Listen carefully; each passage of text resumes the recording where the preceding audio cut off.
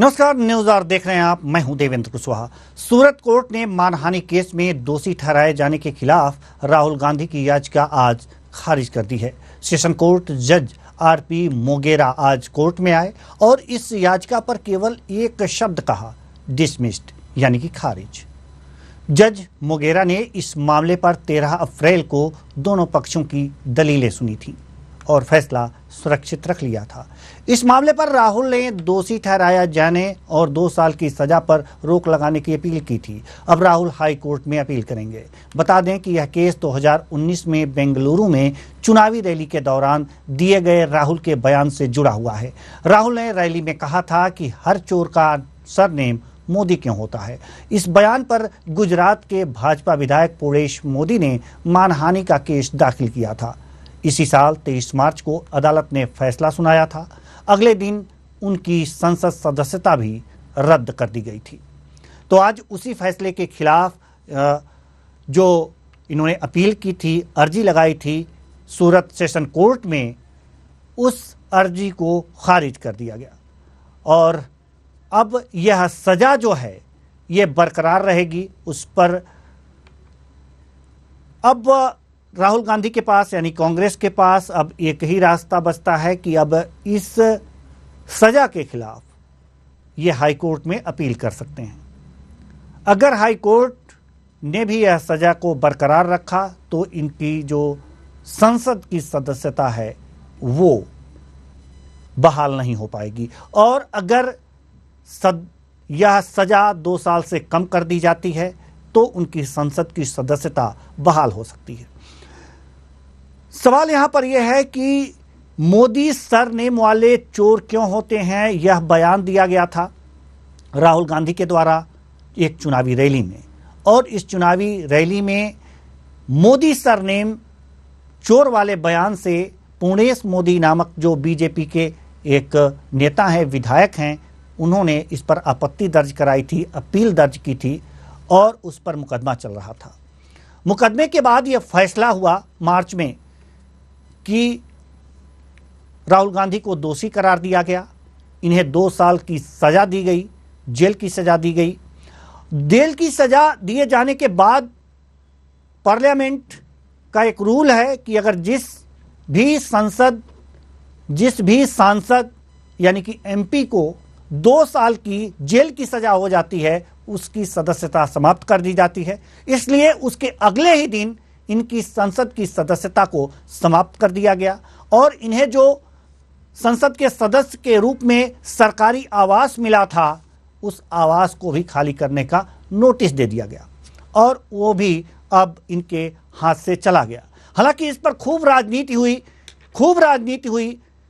जो बीजेपी है, मोदी सरनेम यानी कि मोदी को पूरे बैकवर्ड क्लास से जोड़ते हुए कांग्रेस को घेरने का प्रयास किया। वहीं कांग्रेस ने इस सजा को लेकर के लोगों के बीच सिंपैथी जगाने का एक तरह से काम किया और लोगों को अपने पक्ष में करने का काम किया है। आज इसी मुद्दे पर हम चर्चा करेंगे और इनकी स्थिति, परिस्थिति और राजनीतिक परिदृश्य को लेकर के हम चर्चा करेंगे। और चर्चा के लिए हमारे साथ गीत धीर बीजेपी नेता हमारे साथ जुड़ चुके हैं। बहुत बहुत स्वागत है आपका हमारे इस कार्यक्रम में। साथ ही साथ जितेंद्र मिश्रा जो कांग्रेस के प्रवक्ता हैं, आपका भी हमारे इस कार्यक्रम में बहुत बहुत स्वागत है। चर्चा की शुरुआत करते हैं कांग्रेस प्रवक्ता जितेंद्र मिश्रा जी आपसे। जी जितेंद्र मिश्रा जी, सवाल और जवाब की शुरुआत आज से करते हैं। गुजरात के सेशन कोर्ट ने अर्जी तो खारिज कर दी, अब क्या होगा?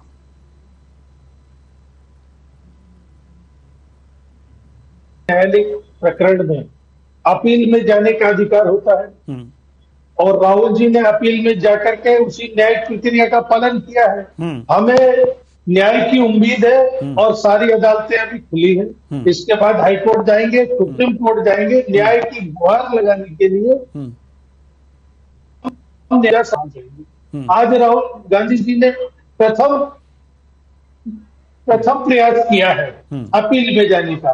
हमें उम्मीद थी कि सूरत में जो भी प्रकरण है, निश्चित तौर पर कहीं ना कहीं निर्णय ऐसा आएगा, पुरानी अदालत के निर्णय पर मोहर लगेगी। लेकिन हमें न्याय की उम्मीद है और हम अब हाई कोर्ट जाने की तैयारी करें। जी, हाई कोर्ट जाने की तैयारी करेंगे। एक बात और बीच में सामने आई थी जब सजा सुनाई गई उसके बाद ही, कि बार बार माफी की मांग की जा रही थी कि आप इस बात पर मोदी समुदाय से माफी मांग लीजिए, लेकिन राहुल गांधी ने ऐसा कुछ नहीं किया है, जिसके कारण से इन्हें 2 साल की सजा हुई। तो क्या अगर जो हाई कोर्ट जाते हैं और वहां भी अदालत में माफी मांगने की बात आती है, तो क्या राहुल गांधी अपने स्टैंड को बदलेंगे?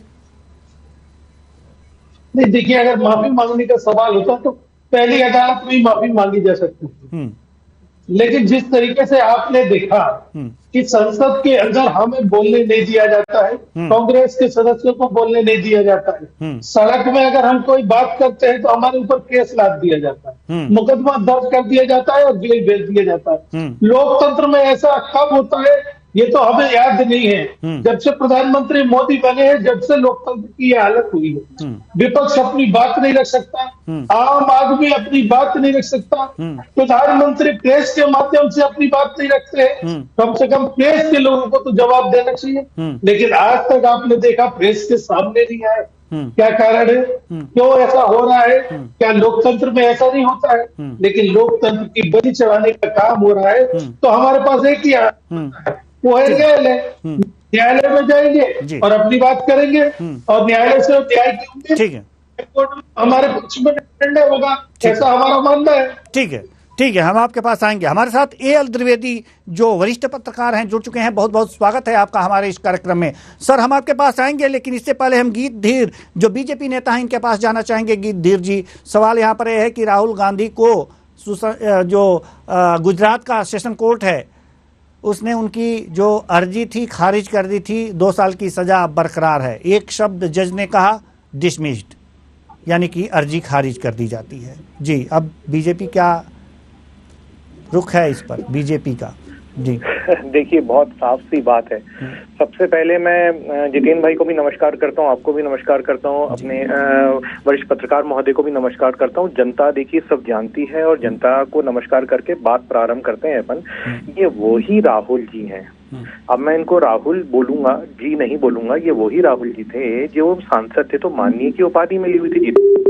तो सहमत होंगे कि कोई राजनीतिक पृष्ठभूमि के कारण नहीं, लेकिन एक संवैधानिक पृष्ठभूमि के कारण उनको जो मान सम्मान, देश में जो इज्जत मिल रही थी, उसको भी इस व्यक्ति ने गवा दिया। ये निंदनीय है। और क्यों निंदनीय है? क्योंकि साहब ऐसे तो कई बार कोर्ट में माफी मांग चुके हैं, जनता भी जानती है।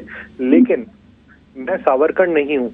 एक अहम देखिए, घमंड देखिए, वहां पे इंदिरा गांधी जी उनकी सराहना करती थी, वहीं उनका पोता, अब ये उनका पोता है कि फिरोज का पोता है कि क्या है, मुझे इसमें नहीं पढ़ना है, लेकिन ये वही उस परिवार, उस खानदान का व्यक्ति आता है और देखिए जनता का अपमान, अलग अलग समुदाय, वर्ग, समाज को तोड़ना जोड़ना की बात तो बहुत दूर की बात है, लेकिन अपमान तोड़ना तक तो ठीक समझ में आती थी, ऊपर से अपमान, वो भी सार्वजनिक जीवन में रहते हुए। जब आप एक राजनीतिक व्यक्ति हैं और अपने आप को सबसे पुरानी पार्टी का एक जो है मुखिया बताते हैं, ऐसे समय पे क्या उचित है? ये जनता के लिए देखिए बहुत सोचने समझने वाली बात नहीं है, क्योंकि जनता इसका सीधा निर्णय लेगी और भारतीय जनता पार्टी जो है वो इसमें कोई रुख नहीं रखती है, क्योंकि भारतीय जनता पार्टी तो एक राजनीतिक संगठन है और राष्ट्रवादी विचारों पर हम चलते हैं। लेकिन ये जो राहुल का चेहरा जो अभी जिस प्रकार से सामने आया है, देखिए एक चीज ये होती है कि आदमी को शर्म आती है कि हाँ मेरे से अपराध हुआ है, मेरे को माननीय न्यायालय ने जो है सजा सुनाई है, उसके लिए वो समय याचना करता है। एक तो वो देखिए, पहली बात तो भारतीय जनता पार्टी के किसी भी व्यक्ति ने कोई आचरण इस प्रकार का अपनाया नहीं कि वो शिकायत भारतीय जनता पार्टी की तरफ से हुई हो। मोदी समाज के एक व्यक्ति ने वो शिकायत करी है, समाज की तरफ से बता रहा हूँ आपको। पार्टी का इसमें कोई रोल नहीं है। तो पार्टी का रुख भी बिल्कुल क्लियर है, जो आपका सवाल था। लेकिन बात वही है कि देखिए अभी भी क्या बात कर रहे हैं जितेंद्र जी बोल रहे हैं कि हम ऊपर जाएंगे न्याय मिलेगा। मतलब ये न्याय नहीं है, आप संविधान का भी अपमान कर रहे हैं, माननीय न्यायालय का भी अपमान कर रहे हैं। अरे जो न्यायालय ने फैसला दिया है वो तो सर्वमान्य होता है, आप अपील कर सकते हैं, ये आपका अधिकार है, लेकिन न्याय नहीं मिला ये तो आप नहीं कह सकते। न्याय तो निश्चित रूप से मिला है। संतुष्ट नहीं होता है तो ऊपरी न्यायालय की ओर रुख करता है। बिल्कुल, यही तो मैं आपको बोल रहा हूँ, ये उनका अधिकार है, ये उनका अधिकार है जो संविधान के द्वारा मिलता है, लेकिन न्याय नहीं हुआ ये कहना उचित नहीं है साहब, क्योंकि जिस व्यक्ति ने जो केस लगाया मतलब उसके साथ में अन्याय करना चाहते हैं ये। तो इनकी मानसिकता देखिए, या तो शब्दों का हेर फेर होगा जितेंद्र जी का, मैं इस बात को गंभीरता से नहीं ले रहा हूँ, क्योंकि वैसे तो जो है जितेंद्र जी भी समझदार व्यक्ति हैं और सज्जन व्यक्ति हैं, लेकिन राहुल की इस बात से देश को बहुत आहत पहुंची है, क्योंकि एक बार नहीं अनेकों बार राहुल ने जो है देश का अपमान किया है, विदेशों में जा जाके जो व्यक्ति बदनामी कर रहा है। कोरोना के टाइम पे जब इतनी गंभीर परिस्थिति से देश निकल रहा था और हमने कहीं ना कहीं निकाला, जिसकी पूरे विश्व ने सराहना करी, उस टाइम पे जाके जनता को बरगलाने का काम कर रहा था। तो निंदनीय उस राहुल के लिए, निंदनीय उस माँ बाप के लिए जिन्होंने इनको पैदा किया, और निंदनीय है उन लोगों के लिए जो इनके साथ जुड़े हुए हैं। ये कहने में भी कोई गलत बात नहीं है, क्योंकि आज भी व्यक्ति अपमान करने के बाद भी बाज नहीं आ रहा है और गिद्धों की तरह राजनीति करने के लिए हर जहां मौत होती थी वहां पहुंच जाता था, लेकिन कभी इसमें न्याय दिलवाने से कोई गुहार नहीं लगाई कि अपने जहां पर इनके मुख्यमंत्री थे, चाहे राजस्थान में हम एक वो टेलर मास्टर जिनकी मृत्यु हुई थी, वहां पर इन्होंने क्या कार्रवाई करी बताएं। छत्तीसगढ़ में जो है महिला अपराधों में देखिए आप बढ़ते जा रहे हैं। यहाँ पर इनकी मानसिकता जो है केवल और केवल देश को तोड़ने की मानसिकता रही है, और ये क्यों नहीं तोड़ेंगे साहब, ये तो अंग्रेजों के गुलाम है। ठीक है, ठीक है सर, हम आपके पास आएंगे। ठीक है, हम आपके पास आएंगे। A.L. द्विवेदी जी वरिष्ठ पत्रकार हैं हमारे साथ जी। सूरत जो सेशन कोर्ट है, इसने एक बार फिर अर्जी खारिज कर दी है। अर्जी लगाई गई थी इस सजा के खिलाफ, लेकिन जज ने बस एक ही शब्द कहा, डिसमिस्ड, यानी कि अर्जी खारिज कर दी जाती है। गंभीर होता जा रहा है ये मामला, क्या कहेंगे आप सर? देखिए, निश्चित तौर पर जिस प्रकार का आज डिसीजन आया है आपके मीडिया के माध्यम से, अन्य लोगों के माध्यम से जो पता चला है कि सूरत सेशन कोर्ट ने अर्जी को डिसमिस कर दिया है, तो इसमें आपको सबसे पहले ये देखना पड़ेगा कि जो इसमें जो पैरवी की गई थी वह किनके द्वारा की गई थी और उसका ग्राउंड कैसा था, और उन्होंने अपनी पैरवी के अनुसार जो सेशन कोर्ट में अपना जो ग्राउंड रखा है माननीय न्यायालय के पक्ष में, उसको लेकर के उन्होंने क्या एविडेंस दिए हैं, उसको क्या रिव्यू पिटीशन उन्होंने लगाई थी, या जो उन्होंने अर्जी लगाई थी उसमें ग्राउंड क्या बताई थी, और क्यों ये एक्सेप्ट नहीं हुई। ये भी एक विधि सम्मत एक जानकारों से इसमें तर्क होना चाहिए और बातचीत होना चाहिए। दूसरी ओर अगर हम बात कर लेते हैं तो अभी भी जो कांग्रेस है उसके लिए अन्य जो माननीय सर्वोच्च न्यायालय है उसके दरवाजे खुले हुए हैं, वह वहां जाएंगे, रिव्यू पिटीशन लगाएंगे, सर्वोच्च न्यायालय में अपनी अर्जी दाखिल करेंगे। ये तो कांग्रेस के नेता तय करेंगे, लेकिन हमें देखना ये है कि विधि अनुसार ये अर्जी खारिज क्यों हुई, इसके पीछे क्या जो पैरवी करी गई है वह सही तरीके से करी गई है, उसका ग्राउंड क्या था, ये सब चीजें को देखना एक अहम हो जाता है इस पूरे मुद्दे को लेकर। तो इसमें ये नहीं कह सकते कि किसी की हार हुई है, किसी की जीत हुई है। इसमें देखना ये पड़ेगा कि जो पैरवी हुई थी उसके लिए उन्होंने किस प्रकार के मुद्दे रखे थे और क्यों नहीं ये पैरवी आगे हो पाई और डिसमिस क्यों हुआ मामला। ये एक बहुत ही मुख्य प्रश्न है। जी, ये मुख्य प्रश्न है। जी, जितेंद्र मिश्रा जी, वास्तव में जैसा कि A.L. द्विवेदी जी का कहना है कि वास्तव में क्या कांग्रेस अपनी बातें रख नहीं पा रही है, समझा नहीं पा रही है?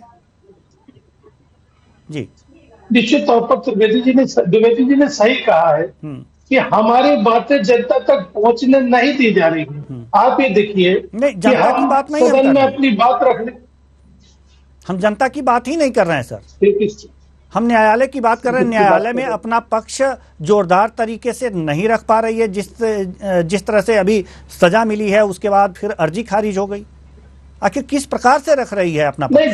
जी, आपसे फिर कह रहा हूं कि न्यायालय पर हमारा पूरा विश्वास है। हम अपनी बात को लगातार निर्णय क्यों और किस कारण से ये गलत आ रहा है या अच्छा नहीं आ रहा है या वो निर्णय आ रहा है जिसकी हम उम्मीद नहीं करते हैं, और न्यायालय में अगर किसी निर्णय से हम असंतुष्ट है तो हमारा अधिकार है कि हम हाई कोर्ट जाए, सुप्रीम कोर्ट जाए। ऐसा अनेकों बार हुआ है कि हम सुप्रीम कोर्ट से जीते हैं, ऐसा अनेकों बार हुआ है कि हम हाई कोर्ट से जीते हैं। अब इसमें ये भारतीय जनता पार्टी के प्रवक्ता गीत देव जी कह रहे हैं कि सावरकर का नाम लिया। अरे जब जब माफी का जिक्र आएगा, जब जब सावरकर का जिक्र आएगा, क्योंकि सावरकर जी ने माफी मांगी थी, इस बात को तो स्वीकार करना पड़ेगा आपको। जब जब रानी लक्ष्मीबाई का जिक्र आएगा, जब जब सिंधिया का जिक्र आएगा, इसमें कहने की क्या बात है कि सावरकर जी का नाम ले रहे हैं सब। अरे सावरकर जी ने माफी न मांगी होती तो निश्चित तौर पर आज उनका नाम नहीं आता। रहा सवाल कांग्रेस का, कांग्रेस ने सदन में अपनी बात रखने का प्रयास किया, जनता की बात रखने का प्रयास किया, उन्हें परमिशन नहीं दी गई राहुल गांधी जी को, उन्होंने स्पीकर को पत्र लिखा, स्पीकर से मिलना किया, लेकिन इसके बाद भी अगर हमारी बात नहीं रखने को मिलेगा मौका तो हम क्या करेंगे? हम जनता जनार्दन के बीच में जाएंगे और वहां पर जब जाओ तो केस रजिस्टर करके मुकदमे बनाते हैं। इसका मतलब यह है कि सरकार हिटलर साइड पर उतर आई है, सरकार अपना विरोध नहीं स्वीकार करना चाहती, सरकार अपनी खामियों को सुनना नहीं चाहती। ठीक है, ठीक है मिश्रा जी, ठीक है कि बीजेपी ऐसा कर रही है, यह सरकार है जो ऐसा कर रही है, लेकिन न्यायालय में तो हस्तक्षेप नहीं कर रही है। न्यायालय में तो अपना पक्ष आपको सही तरीके से रखना चाहिए जिससे कि सजा कम हो सके। अगर जो कुछ ही दिन की सजा कम हो जाएगी 2 साल से, तो कम से कम संसद की सदस्यता तो बहाल हो जाएगी। न्यायालय में हम लगातार अपना पक्ष रख रहे हैं जी। न्यायालय से निर्णय क्या आ रहा है, सवाल इस बात पर उठना चाहिए जी, और उसके लिए हम तैयार हैं। हम अगली अदालत में जाएंगे, सुप्रीम अदालत में जाएंगे, हमें भरोसा है कि वहां पर हमारी सुनवाई होगी और आने वाले समय में देखिएगा आप, निश्चित तौर पर राहुल गांधी जी के पक्ष में निर्णय आएगा, हाई कोर्ट में आएगा, सुप्रीम कोर्ट में आएगा। लेकिन जनमानस में भी तो कुछ बातें फैलती है ना सर। अगर पहले सजा मिली, उसके बाद अर्जी खारिज हुई, जो अपील की गई थी इस सजा के खिलाफ, तो वो खारिज हुई, तो कहीं ना कहीं जनमानस में ये बातें तो जाएंगी कि हो ना हो वास्तव में राहुल गांधी गलत हैं क्या कि बार बार वही सजा मुकर्रर होती है, तो ये तो जाएगा ना। नहीं, देखिए जनता में जो चीज जाना चाहिए वो जा चुकी है जी। किस तरीके से नीरव मोदी पैसे लेकर के भागा है, छिपा नहीं है। किस तरीके से ललित मोदी पैसे लेकर के भागा है, वो छिपा नहीं है। और किसके संरक्षण में भागा है, ये भी कोई बताने की जरूरत नहीं, जनता समझती है। आज मैं अखबार देख रहा हूँ, गुजरात में एक जुए के हड़ पर छापा मारा गया, 19 लोगों में से 18 मोदी निकले। ये सवाल नहीं पूछा जा सकता क्या कि एक जुए के फल में 19 लोगों को पकड़ा जाता है, उसमें 18 मोदी निकलते हैं? आखिर क्या कारण है? क्या प्रधानमंत्री मोदी है इसलिए मोदियों का इस तरीके का अपराध करने का जज्बा बढ़ा है, अपराध करने की उनकी हिम्मत हो रही है? ये सवाल तो विपक्ष पूछ सकता है। और जनता को मालूम है कि किस तरीके से काला धन वापस लाने की बात करके प्रधानमंत्री सत्ता में आए थे। आज 4 गुना हो चुका है, कोई जवाब है इनके पास? लेकिन अगर काले धन पे सवाल पूछ लो तो गीत तीर्थ जैसे लोग कहेंगे कि प्रधानमंत्री पर आरोप लगा रहे। अरे आपने कहा था महंगाई कम करेंगे, आज महंगाई की क्या हालत है? आज भ्रष्टाचार की ये हालत है। एक ड्राइवर क्या छापा मारो, करोड़ों रुपए निकल रहे हैं। चपरासी क्या छापा मारो, करोड़ों रुपए निकल रहे हैं। लेकिन अगर ये बात हम उठा देते तो हमारे ऊपर मुकदमा दर्ज हो जाता है। आज अगर हम भ्रष्टाचार की बात करते हैं तो मुकदमा दर्ज होता है। हम 2 करोड़ लोगों को रोजगार देने का वादा याद दिलाते हैं तो हमारे ऊपर मुकदमा दर्ज होता है। आखिर इसमें विपक्ष को बात करने का मौका कहाँ मिलेगा? निश्चित तौर पर हम अदालत में जाएंगे और हमें उम्मीद है कि निर्णय हमारे पक्ष में आएगा। जी ठीक है, निर्णय आपके पक्ष में आए, ये अच्छी बात है। लेकिन गिद्धीर जी, सवाल यहाँ पर यह है कि बार बार ये कहा जा रहा है कांग्रेस की तरफ से कि सरकार जो है ये तानाशाही रवैया अपना रही है, लेकिन सवाल यहाँ पर यह है कि सरकार का हस्तक्षेप तो न्यायपालिका में नहीं है, फिर भी इस तरह के आरोप लग रहे हैं लगातार। अभी जो मोदी की जो जहां तक बात अभी हमारे जितेंद्र मिश्रा जी ने की है, कांग्रेस प्रवक्ता ने, उन्होंने कहा कि एक जो फड़ खेलते हैं लोग उस पर छापेमारी की गई है, तो उसमें से 19 में से 18 मोदी निकले हैं, 18 लोग मोदी सर नेम वाले निकले हैं। तो ये बात पूछी जा सकती है, तो ये पूछने में किसी वर्ग विशेष को आपत्ति तो नहीं आनी चाहिए हमारे ख्याल से। जी सब देखिए, मैं तो एक राष्ट्रवादी पार्टी का एक छोटा सा कार्यकर्ता हूं, लेकिन ये समझता हूं कि अपमान करना किसी का भी गलत बात है। ये आप भी इस बात को मानते होंगे और सहमत होंगे, और मेरे जितेंद्र भाई भी मानते होंगे। देखिए आप एक बात बताते हैं, इसको उदाहरण के लिए लीजिएगा, और जितेंद्र जी आप इसको बुरा मत मानिएगा और मेरे को मेरी बात कंप्लीट करने का मौका दीजिएगा। देखिए, इनके के मिश्रा जी हैं, मीडिया के प्रभारी हैं, स्वयं भी ब्राह्मण समाज से आते हैं, उदाहरण के लिए बोल रहा हूँ, देखिए मैं, लेकिन उन्होंने ब्राह्मणों के लिए अपशब्द बोल दिए थे। अब क्या उसमें भारतीय जनता पार्टी की तरफ से जो लोग हैं, जो सार्वजनिक जीवन में हैं, जनता के हित में जो चीजें नहीं है उसको हाईलाइट करते हैं, उसको उठाते हैं, बिल्कुल, और कांग्रेस को भी उठाना चाहिए।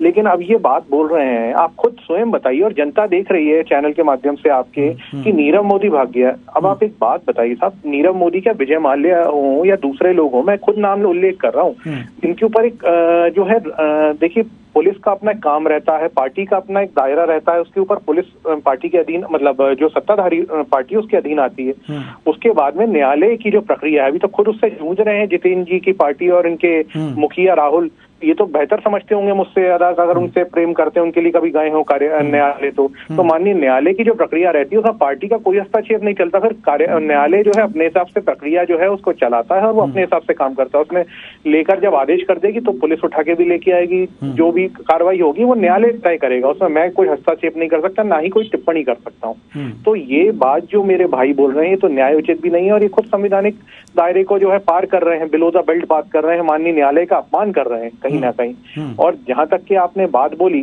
कि मोदी समाज की, तो क्यों किसी भी समाज का अपमान करना, मुझे बर्दाश्त नहीं होता। मेरे देश का वो भी तो नागरिक है, अगर मेरा भाई हिंदू मुस्लिम सिख ईसाई में से कोई भी है, मेरा उसका अपमान क्यों होने दूंगा? मेरा कोई दोस्त है, जरूरी तो नहीं वो मेरी जात का हो तभी मेरे साथ में सहपाठी हो, स्कूल में पढ़ता हूँ, लेकिन हम छोटे बच्चे रहते हैं तब से हमारे अंदर ये आचरण होता है कि नहीं, हमें अपने साथ वाले का भी ध्यान रखना है, अगर वो कहीं बस में बैठने से छूट रहा है तो उसका हाथ पकड़ के चढ़ाना है। तो ये उसी तरीके से हम सम्मान की जो हमारे अंदर जो एक भावना है, जो कांग्रेस के अंदर दूर दूर तक के नहीं है। क्यों नहीं है? क्योंकि इटली की सेवा करनी या चाइना की सेवा करनी, नेपाल जाके, इनका तो आचरण हो रहा है। निश्चित रूप से आज भी मैं जितेंद्र भाई को बोल रहा हूँ कि जितेंद्र भाई, आप स्वयं उत्तर दीजिए कि आपके पड़ोसी को तकलीफ होगी तो क्या आप मदद करने नहीं जाएंगे, या आप उसको ऐसा बोलेंगे तो इस जात पात का है?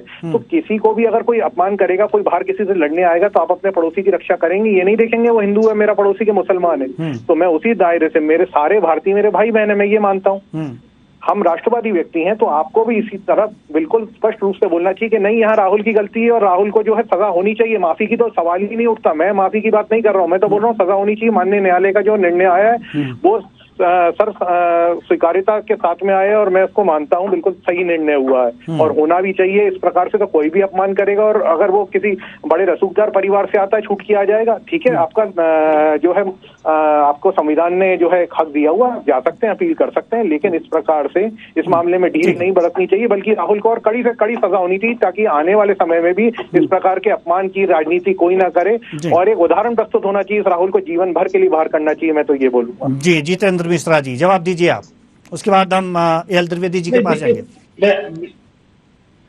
देखिए, मेरा ये कहना है कि आज आपने कहा मोदी के ऊपर आपने जो आरोप लगाया वो गलत था। अब मैं अगला आरोप लगा रहा हूं, ये जो अडानी है ये गुजराती है। अब आप कहोगे गुजरातियों का अपमान कर रहे हैं। अडानी को लेकर के ऑस्ट्रेलिया जाना, अडानी को ऑस्ट्रेलिया में ठेके दिलाना और स्टेट बैंक की चेयरमैन को अपने साथ ले जाना और अडानी के सामने ऑस्ट्रेलिया में एक टेबल पर बैठ के लोन सैंक्शन कराना, ये क्या और देश में टेंडर नहीं डले थे? क्यों अडानी की मदद की गई? क्या कोई आर्थिक स्वार्थ था उसके साथ, या आपका गुजराती होना उसको फायदेमंद देता है? इस देश में 50 कंपनियां हैं, टेंडर डालती है, लेकिन किसी एक टेंडर कर्ता को आप अपने साथ हवाई जहाज में बैठाकर ऑस्ट्रेलिया ले जाते हैं, वहां उसका मदद करते हैं ठेके दिलाने में, और स्टेट बैंक ऑफ इंडिया की चेयरमैन को भी ले जाते हैं और टेबल पे बैठ के लोन सैंक्शन करते हैं, मतलब पैसों की मदद भी करवाते हैं उसको। क्या आपके ऊपर आरोप नहीं लगाना चाहिए? क्या आप अडानी के साथ मदद कर रहे हैं? क्या आपके ऊपर आरोप नहीं लगना चाहिए कि आपने श्रीलंका जाके के वहां की मध्यस्थता की, उसको ठेके दिलाने में? और ये बात मैं नहीं कह रहा हूँ, ये बात वहां का प्रधानमंत्री कह रहे हैं कि भारत सरकार के कहने पर हमने ठेका दिया। तो ये मदद हो रही उद्योगपतियों की। अगर उद्योगपति पैसा खा के भाग जाता है, जिम्मेदारी आपकी बनती है, जिम्मेदारी प्रधानमंत्री की बनती है, और अगर ये आरोप लगा दो तो आप ये कहेंगे गुजरातियों का अपमान हो रहा है। इस देश में जब से प्रधानमंत्री सत्ता में बैठे, जब से एक तरफा कार्रवाई हो रही है, जब से उद्योगपतियों की मदद हो रही है, और जो उद्योगपति पैसा खा करके बाहर गए उनको वापस लाने की दिशा में भी कोई कार्रवाई नहीं हो रही है। ठीक है, ठीक है सर, हम A.L. द्विवेदी जी के पास जाना चाहेंगे। A.L. द्विवेदी जी, जैसे कि राजनीति हो रही है इस मुद्दे पर विशेष रूप से, तो क्या लगता है आपको कि जैसे कि अभी हमारे जितेंद्र मिश्रा जी जिस तरह से समझा रहे थे कि मोदी 19 में से 18 मोदी निकले यहाँ पर फड़ खेलते हुए जो पकड़े गए थे, और हम गुजराती कह दें तो पूरे गुजरातियों का अपमान हो रहा है, जो जिस तरह से ये समझा रहे हैं, क्या इतने बड़े बड़े वकील हैं कांग्रेस में, वो ये पक्ष इस तरह से न्यायालय के सामने रख नहीं पा रहे हैं, या फिर सिंपैथी गेन करने की ये एक कला है कि आने वाले चुनाव में इसका लाभ लिया जाएगा और इसे थोड़ा सा लंबा खींचा जाए? क्या देख रहे हैं आप इसे, जल्दी से सर? देखिए, मैंने आपको पहले भी बताया कि मैंने जो मीडिया स्रोतों और अन्य माध्यमों से जो पता किया था, तो कई लोगों ने ये बताया भी था कि सेशन कोर्ट में जब ये मामला जाएगा तो कहीं ना कहीं ये मामला खारिज हो जाएगा, ऐसा पूर्वानुमान लगाया भी जा रहा था। लेकिन क्या कांग्रेस के नेता इस चीज को नहीं भांप पाए? क्योंकि कई लोगों ने ऐसा अनुमान लगाया था कि जब ये सेशन कोर्ट में ये मामला जाएगा, पिटीशन जाएगी, तो वहां पर जो इसकी पैरवी है, अगर वह सही ढंग से कांग्रेस के जो पक्ष के वकील हैं वह करते हैं तो इस पर निर्णय कांग्रेस के पक्ष में आएगा। और अगर उन्होंने इसका जो ग्राउंड है और इसका पक्ष अच्छे से नहीं रखा तो ये निश्चित तौर पर ये जो अपील है वो डिसमिस हो जाएगी या खारिज हो जाएगी। तो कहीं ना कहीं कांग्रेस में इसमें अपना होमवर्क करना चाहिए, और अगर उनको देखना चाहिए क्या लूप होल्स रहे हैं और क्यों वो अपना पक्ष माननीय न्यायालय के समक्ष नहीं रख पाई है, वह देखना एक बहुत ही महत्वपूर्ण बात है। अब दूसरी बात यह आ जाती है, मैं अपनी इस बात को संक्षिप्त में खत्म करता हूँ, कि अब अगर उनका जो रास्ता है दरवाजा माननीय सर्वोच्च न्यायालय के लिए खुला हुआ है, उनको वहां पर जाना है, लेकिन कहीं ना कहीं जो कांग्रेस है उसको अपना पक्ष इतना मजबूती से रखना पड़ेगा जिससे इस याचिकाओं पर गौर किया जाए, इस पिटीशन पर गौर किया जाए। अगर वहां पर भी अगर वह अपना पक्ष मजबूती से नहीं रखते हैं तो हो सकता है कि सर्वोच्च न्यायालय में भी ये जो मामला है वह खारिज हो। जी, बहुत बहुत धन्यवाद तीनों मेहमानों का। आप तीनों मेहमान आए और अपने अपने विचार साझा किए। तो कुल मिलाकर के देखा जा सकता है कि एक बार सूरत सेशन कोर्ट से अर्जी खारिज कर दी गई, यानी कि सजा बरकरार रहेगी। अब सवाल यहां पर यह उठ रहा है कि क्या कांग्रेस अपनी बात को समझा नहीं पा रही है, क्या होमवर्क करके इनके वकील वहां नहीं जा रहे हैं, या फिर जानबूझकर ये बातें नहीं कही जा रही हैं, जानबूझ करके अच्छी तरह से प्रस्तुतिकरण नहीं किया जा रहा है, अपने पक्ष को नहीं रखा जा रहा है ताकि सजा बरकरार रखी जा सके और इस मामले को खींचा जा सके और सिंपैथी ली जा सके। क्या सही है क्या गलत है ये तो आने वाले वक्त में पता चलेगा। फिलहाल अर्जी खारिज है। इस कार्यक्रम में बस इतना ही। मुझे दीजिए इजाजत। नमस्कार।